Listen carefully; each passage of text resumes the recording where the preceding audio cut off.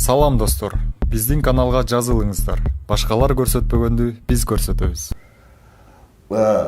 Матраевдин душманы ким эле?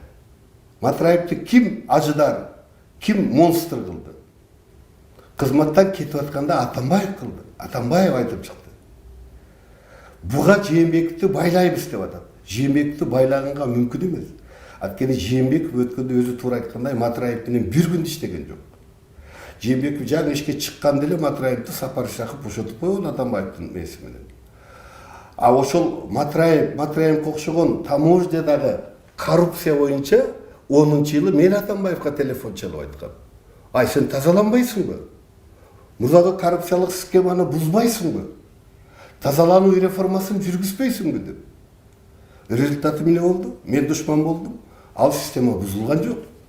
Россиядан Кулматов кап келди, бажыга төрага кылды. Бул биринчи этабы. Экинчи этабы. Бажы союзуна киргизди Кыргызстанды 2013-жылдары. А эмне үчүн? Анткени биздин бажы системасындагы коррупция меж трансконтиненталдуу коррупция. Бул Кыргызстандын ичиндеги коррупция эмес. Кытайдан башталган коррупция Кыргызстандан өтүп, анан Россия менен Казакстандын базарларына барып жок болот. Негизги контрабандалык товарлар ошол Атамбаевдин Россияда отурган жана кыйышпас достору реализация кылат. А Кыргызстандагы Матраевге окшогондор Кытайда келген товарды, же Өзбекстан, Тажикстан келген товарды Кыргызстанда жасалгандай эле узатып коет. Болду. Негизги акча Россияга түшүп турган. А кимге түшүп аткан? Жана ошо Кулматовду ошол жака жиберген Атамбаевдин досторунун колуна, ошолордун чөнтөгүнө түшүп атат. А бүгүн ошол достору, сен отуруп тур, биз сени аяктан суруп чыгабыз деген саясатын улантып жатат. Ошол элди, коомчулукту ушул азыркы президенти жек көрүштүн бир эле мээси коррупционер Матраевди камабай атат дегенди көтөрсө, коомчулук ошого азгырылат. Матраевдин мындай дүйнөсү бар экенин айтып десең, ошого азгырылат. Мына ушул механизмди, ушул багы ырчактарды мына ошол меж транснационалдык же болбосо мамлекеттер аралык коррупция жакшы колдонуп атат. Ошону азыркы президент Жээнбековго каршы пайдаланып атышат. Бирок Жээнбековдун командасы ошого противоядие таба албай жатат. Ошого иш кылбай жатат. Аракет да кылбай жатат.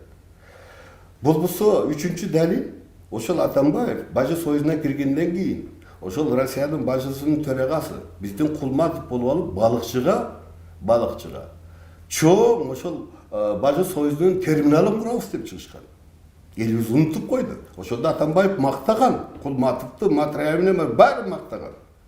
Булар укмуш иштеп атат, минтип атат, тигинтип атат деп.